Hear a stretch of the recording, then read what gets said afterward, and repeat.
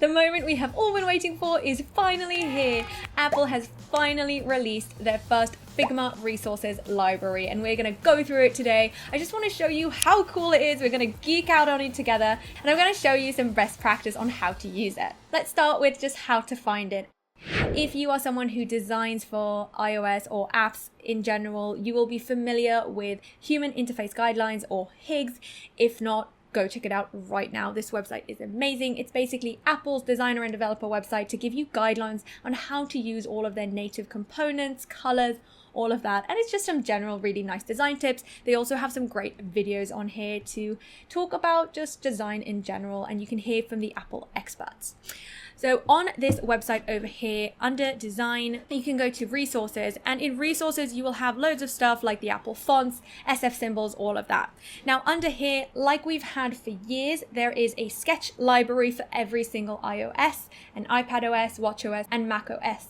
But Figma's always been missing. Now, if you are not a Mac user, you can't use Sketch, and also some of us just don't like Sketch. So finally, we now have this in Figma. Now, the Figma one is still on beta, which I assume is why it's not linked on their website, but we can find it in the Figma community.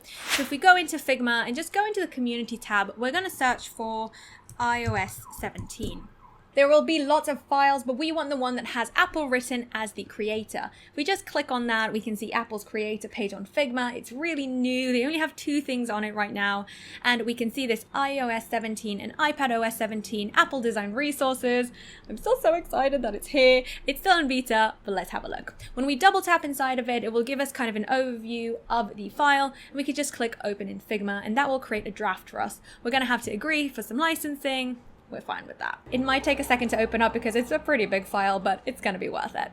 So on the left, we can see that we have got loads of different pages. Remember that the drop down might be shut, but we know how to open it. So you can see lots of different things over here, and we've got lots of local styles. Let's do an overview of the pages to start off. The first page I want to look at is the components page. This page is a lot. We've got all of the native components that Apple use on their iOS and iPadOS. You can see that most of them are component sets with lots of variations, but we'll get into that detail in a second. There's so much here, and we can just look around there in different sections, and we can look at them over here. You see buttons, lists, navigation bars, sliders, see anything we could ever want. The next page is example components. I'm going to call this page kind of a sticker sheet. This one will have all of the components as well, but in a bit of a more organized fashion. And this isn't where the main component lives, it's where the instances live. So for example, if I just go over here, you can see that this is for iPhone, and these are some action sheets. And if I want a small one or a large one, we'll look at how to edit these in a sec. But this is just giving us kind of a basic copy-paste place. And because they're amazing, you will be able to click on this, and it will just open the page on the Human Interface Guidelines website that talks about action sheets and tell you how you can use them. And there's great documentation on here, so you can really use this resource. Back to Figma. On this kind of sticker sheet page or the example components, we just get kind of a cleaner view and a bit of a copy-paste-y kind of repository. The next page is templates, and we've got a templates iPhone and templates iPad. This is where you can find more of like the whole screen already structured. For example, if you want to show a lock screen widget, you've got this over here. You can copy it, change it however you need. Same with notifications or a tabbed app, parent-child app, all of that kind of stuff, and you have the same for the iPad. One thing that I did notice that is, I'm not going to say missing, but missing, sorry Apple, from this file is that there's no prototyping at all. So there's no prototyping on the component levels, and there's no interactions on any of the kind of templated screens. Don't know, I mean, we can do this ourselves, but it's good to know that it doesn't come with any like set of rules around the prototyping. The next pages we have are the kind of style guides. So we've got all the colors laid out really nicely, materials, textiles and dynamic types, and the safe areas, which are really important for us to be aware of. Then the last page is just kind of all the legal babble. So the pages that we will most likely use the most are the component page, the example component page, and the templates. Let's play around a bit and see how we can use these components. We're still in the file. I just gathered together some components that I feel can really help us understand how to use this system.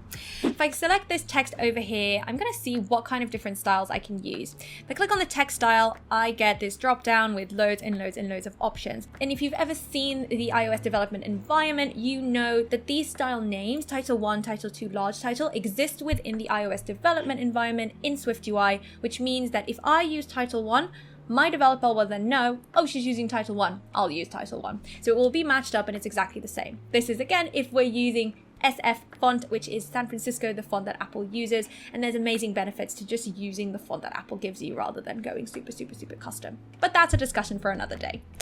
So I can see all of these things over here. Let's say I know I don't want it to be bold, I don't want it to be italic. I can just search for regular.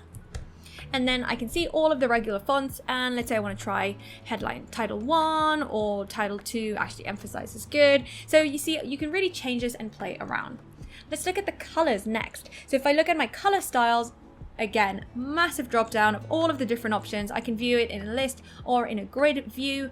And when you view it in a list view, you get a bit of more information about what these colors are for. I know that this is text. Let's say it's a label. So I'm going to just type in label. You see, I've got primary, secondary, all of that. I also have it on dark, or is it vibrant? So it's really giving me all of the options that exist within iOS. You can also see them in the design panel on the right when you're selecting nothing. So just clicking on the canvas, you'll be able to see this. Let's move on to one of the most common components that we always use, and that is a button. Now, Apple utilized all of the amazing power of Figma, and everything is packed with component properties.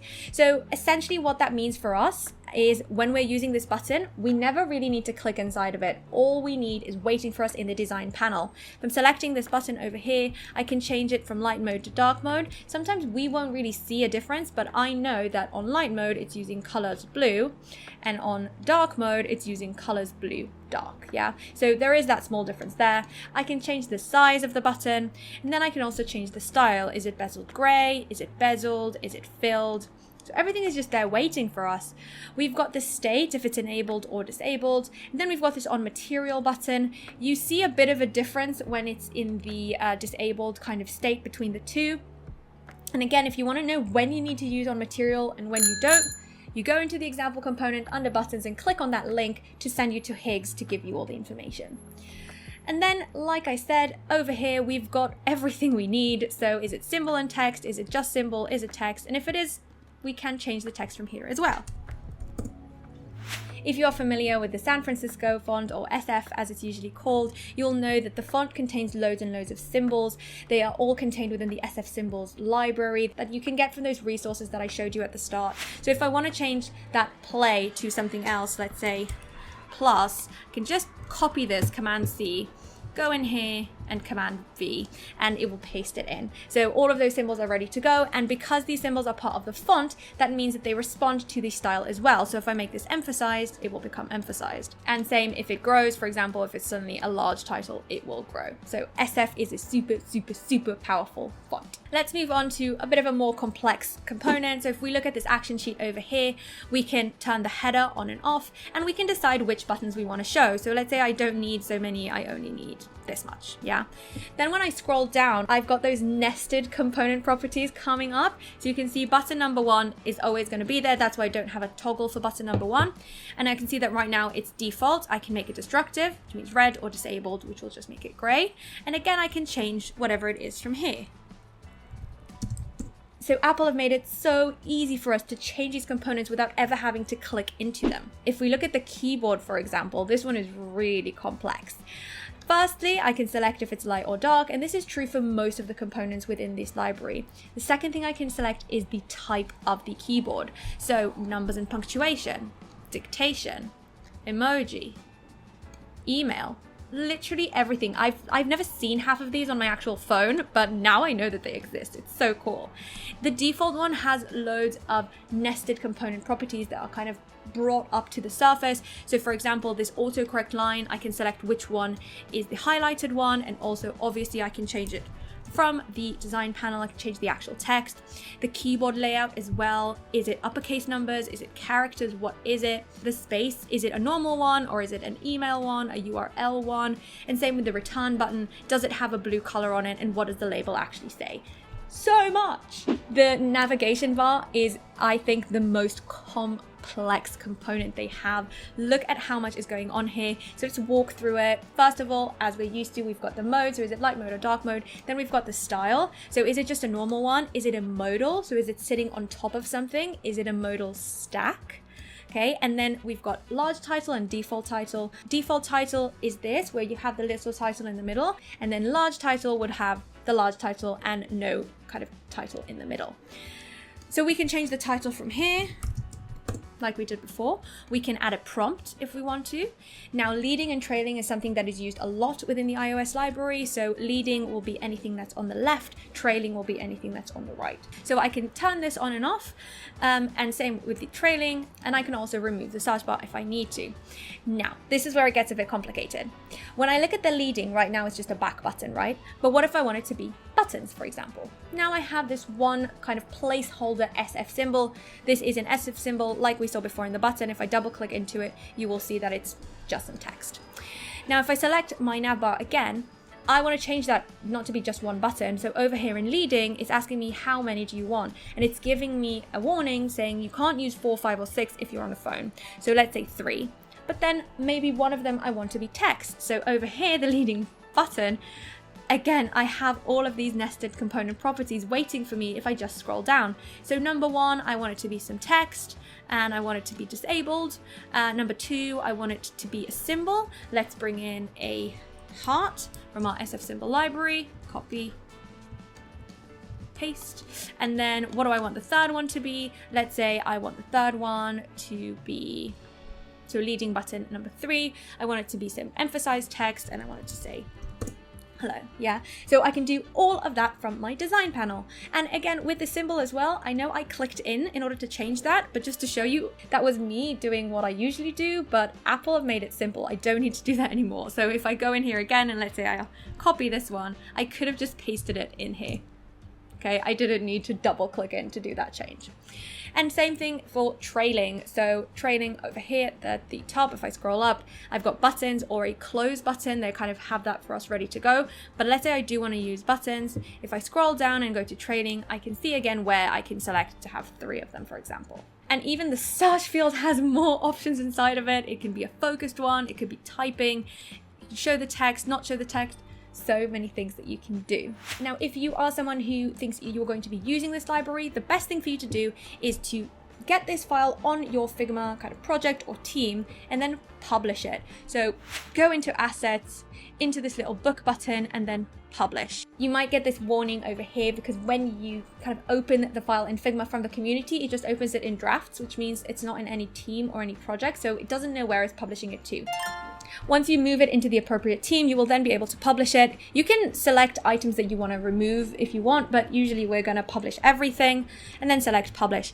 It will take a while because it is a big file, but we can wait. This is worth waiting for.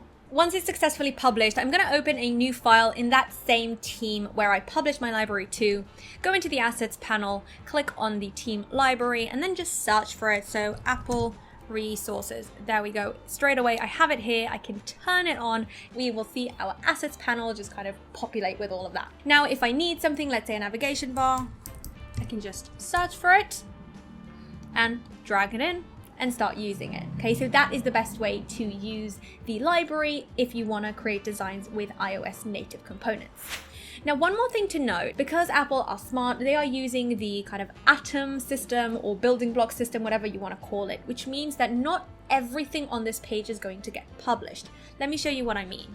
For example, if we look back at our action sheet, we have these buttons here, right? And these buttons have these properties on them to change them between default, destructive, and disabled. If we look in the layers panel, we can see that these are instances of a component that's called light, for example.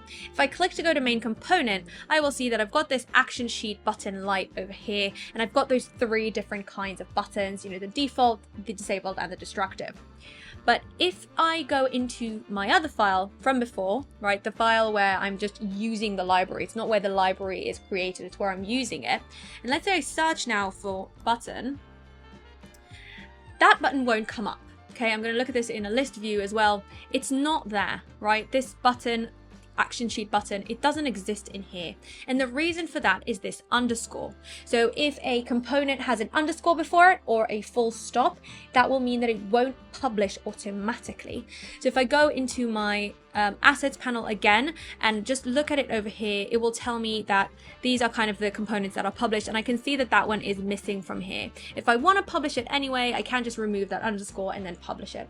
But basically, Apple are saying to us, you don't need these building blocks, yeah? You don't need to have them. You need to have the final product where we use this building block or this atom, but you don't need this getting in your way when you're just searching for a button, because we're not going to allow you to use this anywhere else but the action sheet. I hope that was helpful. As you can tell, I was super excited to be finally able to make this video. I've been waiting for this resource for so long. Let me know how you're using it. Let me know if you're as excited as I am. Feel free to leave a comment below letting me know what other videos you want to see. Don't forget to like and subscribe. See you at the next one.